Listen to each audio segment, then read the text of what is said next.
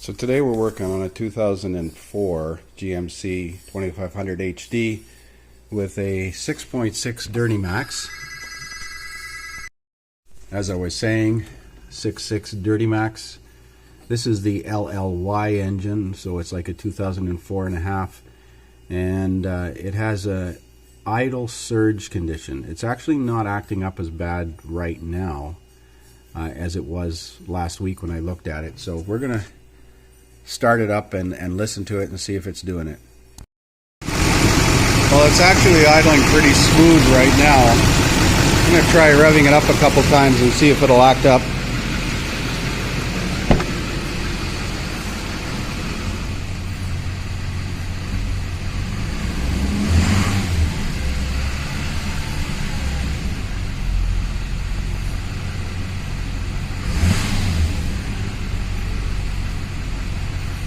Yeah, it's actually idling pretty smooth, but when it does act up, the engine RPM will fluctuate, cycle, and when it does act up, the fuel rail pressure is jumping around. So I'll show you an example of the recording I took when it was acting up the other day, but it's not doing it right now. So here's the actual fuel rail pressure right now, and it's running around 4,200, 4,300 psi, and the desired fuel pressure is 4350. When it was acting up, and I can pause this and go back and show you at the beginning when I first started it how it was spiking. That was when I revved the engine, of course. At the beginning of this recording when I first started, you can see the fuel rail pressure cycling. In the background here I have a recording of a waveform, or a scanner recording from a few days ago when it was really acting up. And let's look at just the desired fuel rail pressure here. So you can see it cycling on the bottom here, actual fuel rail pressure. And as somebody said on a couple of case histories, if the fuel rail pressure looks like a shark fin, and that's what it appears to be, cycling like that, it's likely a failed fuel pressure regulator.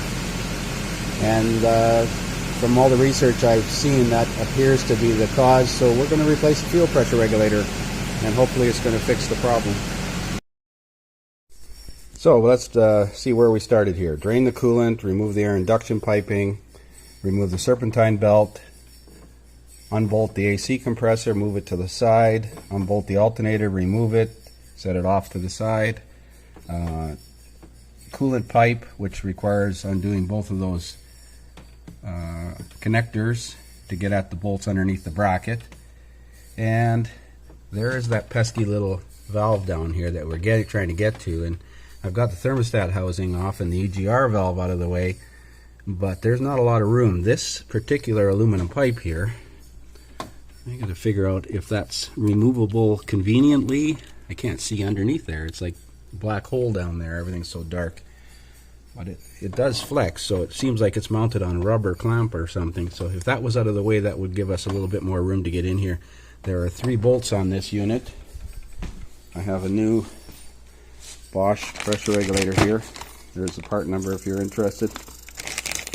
And looks like genuine Bosch. There are 3 bolts that hold this thing on. I'm going to leave it in there until we're ready to install it so we don't get dirt in it. Anyways, this is just this pipe here that I'm trying to figure out if it's removable. It looks like it's movable because it actually flexes, so I'm going to see if it's on a clamp. So that tube does just pull out. You can rotate it slightly and twist it back and forth, and it'll pull out of the O-rings down there. I like to recommend to put caps in everything, because open holes like that are just attracting a socket, a bolt, and not a screw. Something falls in there, it's going to be a major pain in the ass to get it out. So now we have a little bit more room in here to get at these 3 fasteners that hold this on. I can touch 1, I can touch 2. The bottom one feels bad, but I think I can get underneath it with a 1/4 inch drive. So there's the original pressure regulator removed. It has 3 little T25 Torx screws in there that hold it in place. there is a little fuel line that goes from this pipe here to this nipple on the injection pump. If you remove that piece of flexible hose, it gives you a little bit more room to get your hands down in there.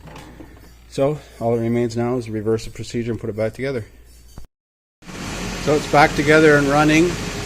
Fuel rail pressure seems to be pretty smooth now. It's fluctuating a little bit because the AC compressor is kicking on and off. I got it on defrost to circulate the coolant through the heater core. And it's only up to 52 Celsius, so waiting for the thermostat to open. But it seems good now. I will take it for a road test once I check for leaks and top up the cooling system. We should be good to go.